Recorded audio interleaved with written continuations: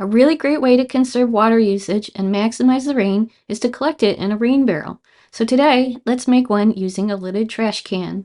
From there, I headed over to the plumbing department and found an inexpensive spigot along with a nut to secure it. Over in the hardware department, I grabbed a rubber washer. I first planned for where the spigot was going to go. Ideally, place it as low as possible on the trash can so as much water as possible can drain out when you go to use it and not leave too much standing. Attach the spade bit to the drill and carefully drill out the hole. Once that was done, it was time to grab a pair of scissors and enlarge the hole of the rubber washer. Just trim away a little bit at a time until it fits snugly on the spigot. Okay, now let's attach the spigot to the trash can. Dab a bit of waterproof silicone around on the spigot where it will eventually meet the side of the trash can. Then push the spigot through the hole. Dab a little bit more silicone on the inside for added security. Squeeze on the rubber washer, then screw on the nut to attach everything. You might need a wrench here, as I did, to ensure things are nice and tight to prevent any leaks. Let's move on to the lid. Depending on your water source, you can drill as many or as few holes as you'd like. I opted to keep things minimal and drill only 4. There's no rhyme or reason for how many I made or where I placed them, other than how I was setting the can under the water source. Using the same size spade bit, since it was already handy, I drilled out the holes. Once you've got your holes drilled, flip over the lid and now we'll stick on a scrap piece of door screen.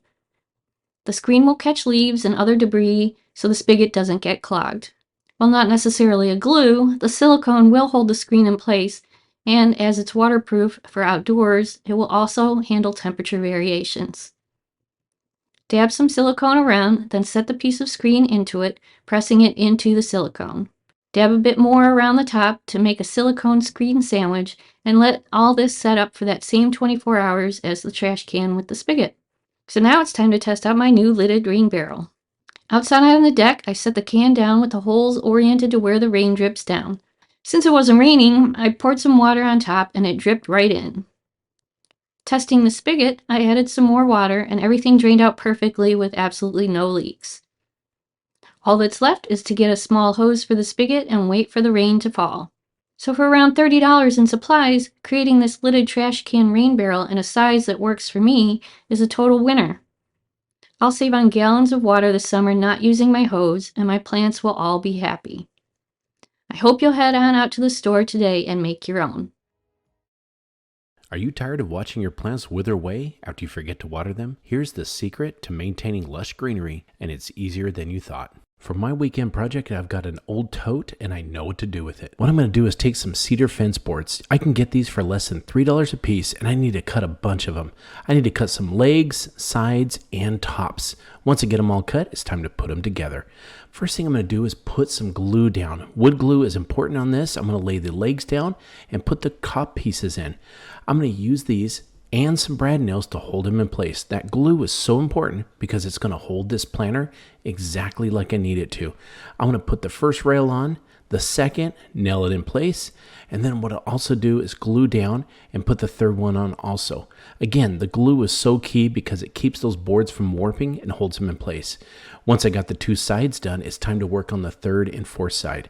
I'm going to use glue again and brad nails to hold it because it's going to keep it nice and strong and sturdy. Once I get the 2 sides built, I'm going to work on that 3rd one, and I need to put the base in because that's what's going to hold the tote. I just need 3 of these boards to hold it and some brad nails, and it'll be perfect. Now it's time to put the tote in, but I didn't like the top, so I wanted to put some glue across there and put like a little bit of a trim piece on. This is really easy. I had to just cut some of these smaller cedar boards with the 45-degree angle, and that way I could go around the whole thing and make it look good. Now, we're going to go back to the tote, and I've got to put some drain holes in. 4 of them will be just fine. And then it's time to put some garden soil in. This is going to be our base. We want to use this to build it up. Once I get plenty of this in, then I'm going to put some potting soil in. Moved up about halfway. Now, here's the secret to this whole project. I'm going to take some 1-inch PVC pipe, and I'm going to cut it. What I want to do is take and make a box about half the size of the base to the tote. What I'm going to do is build a self-watering planter. I'm going to use some PVC glue and put this box together. Now, if you'll notice over on the side, I've got a spout. This is where the water is going to enter. But it does no good to put water in there if I don't have some drain holes. So once I get all of this put together, glued up, it's going to be time to take a little bit of a drill bit and drill some holes all around the sides and then place it in there. As you can see, I've got it up, and here's a test right here. See how the water comes out? What it does is it flows and it goes at the root system. I'm going to put some more potting soil on. What it is called capillation. It's where instead of pouring the water on top where it can evaporate before it hits the roots, this is at root level, and it's going to get to all the flowers and plants that I want, and it can actually soak upwards. That way you use less water and it really affects the roots really good. Now, you can use a 2-liter bottle, put the water in there, and watch this. It's going to go down. You know exactly how much water you're putting in. I think this project actually turned out really nice, and the tote is removable.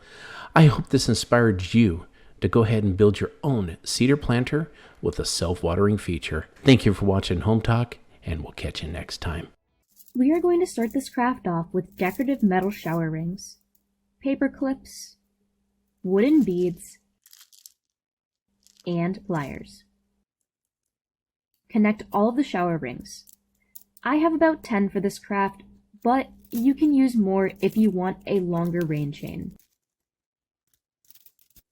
Take a paper clip and center it on a ring. This will be for the longest piece that will be at the bottom. Bend the end of the paper clip out. Choose some beads, whatever you think will look best. I don't really like this bead, so I'm going to go with one small and one large red. Place the beads and grab your pliers. Start at the end of the clip and twist the metal to create a swirl. Take the large piece off and grab another paper clip. Center the paper clip and bend out the end. Cut the clip slightly. Take the inner portion of the clip and bend it down and inwards.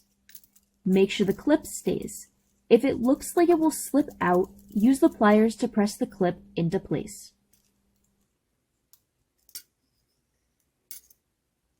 Place one small bead and one large bead. Twist the end into a swirl, starting out at the end and moving inwards. Repeat this for every ring, minus the bottom one.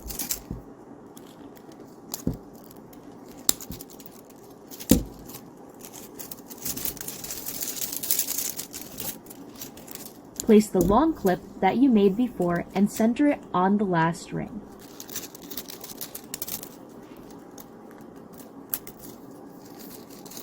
Get all of the shower rings lined up into the right position. This will make it a lot easier when you bring this rain chain outside.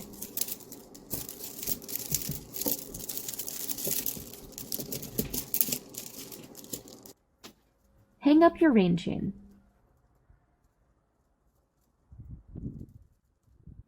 When it rains, your chain will look a little something like this.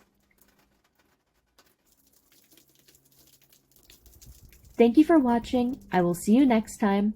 Bye!